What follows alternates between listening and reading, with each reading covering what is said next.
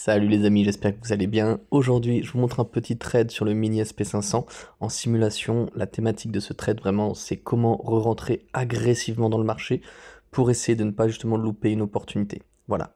Donc là, en fait, je vous explique. Donc on voit qu'on a une belle chute du SP500, qu'on a envie de prendre le mouvement et que justement, on n'a pas forcément envie de louper l'opportunité. Alors regardez un petit peu comment je procède. Déjà, première chose, je suis attentif à mon cumulatif delta. Je ne suis pas près de retrouver un potentiel retour d'un niveau acheteur sur mon cumulatif delta. Donc je suis pas, je devrais pas subir en tout cas de nouveau de l'agressivité acheteuse sur le cumulatif delta.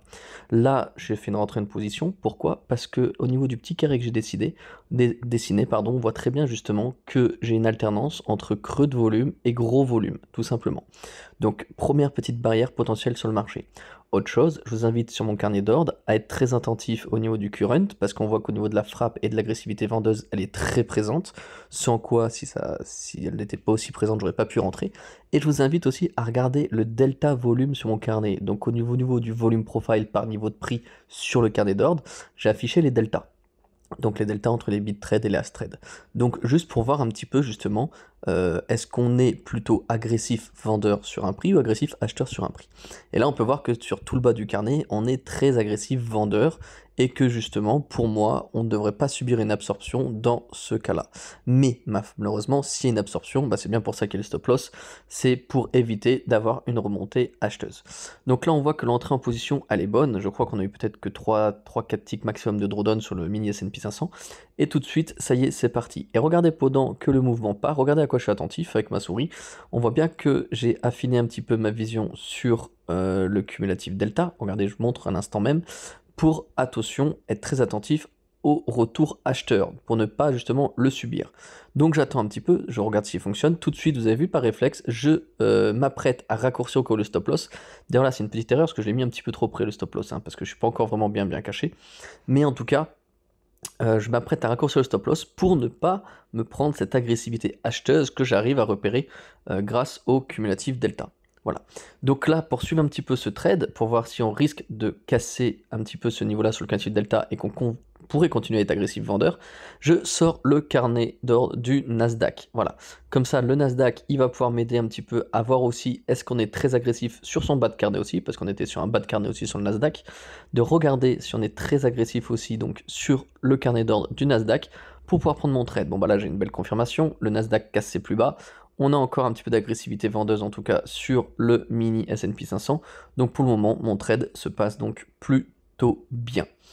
Donc voilà, on va laisser un peu le trade s'écouler. Donc j'ai accéléré un petit peu la vidéo, hein.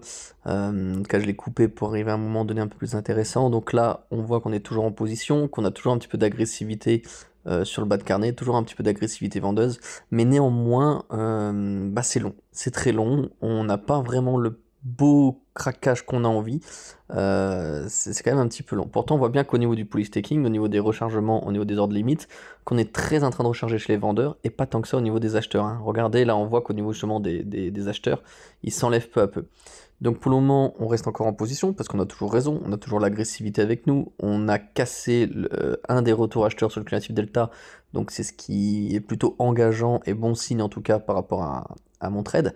Mais regardez, là je me protège tout de suite donc avec le stop loss parce que j'ai un peu peur quand même d'avoir une remontée, une absorption, justement, parce que je vois que ça commence à mettre quand même un petit peu de temps, donc c'est pas normal, quand on prend un trade et qu'on veut rentrer avec l'agressivité vendeuse, on doit être rapidement payé.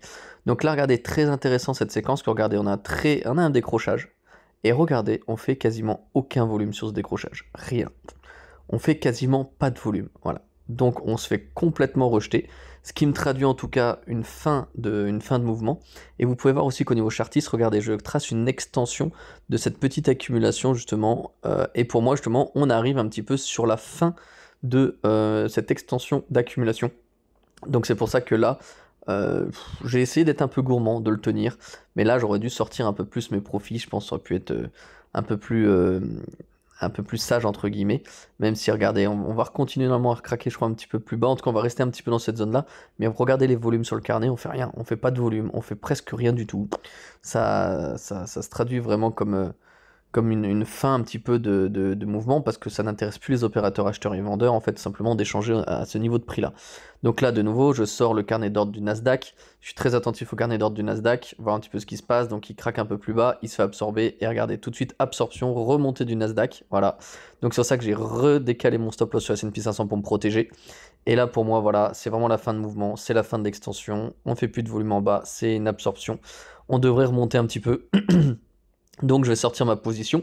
Et étant donné que je suis assez confiant justement sur le fait de sortir et le fait que très certainement on va remonter, vous allez voir, je ne vais normalement pas trop tarder à même prendre position à l'inverse et prendre quelques profits à l'achat. Voilà.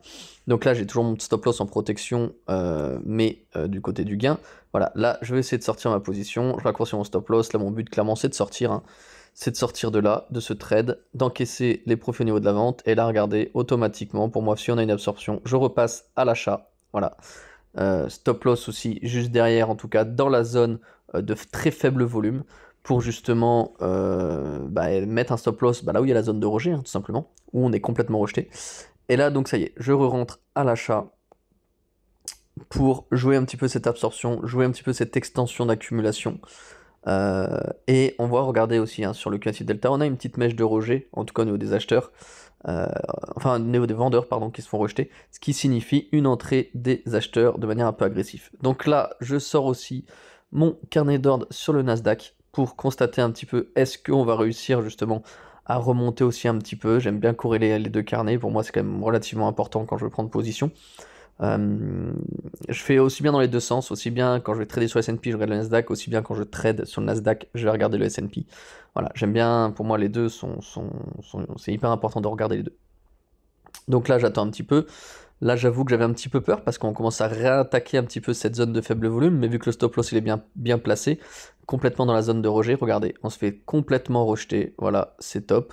Et moi mon but, voilà, c'est de sortir un tout petit peu plus haut, avant le point faible, juste vraiment, ça c'est un petit scalp, voilà, petit scalp, histoire de prendre quelques petits profits, et de profiter d'un petit trade aller-retour, on prend les bénéfices à la descente, et une fois qu'on arrive en bas, on se fait un petit reverse en scalping pour reprendre encore quelques profits.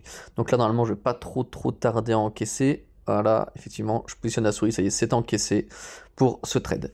Écoutez, voilà un petit peu les amis, voilà, vraiment la thématique de ce trade là, c'est comment au départ vraiment essayer de re-rentrer avec des stop loss assez courts dans la tendance, et je vous dis à tout bientôt dans la prochaine vidéo. Ciao ciao.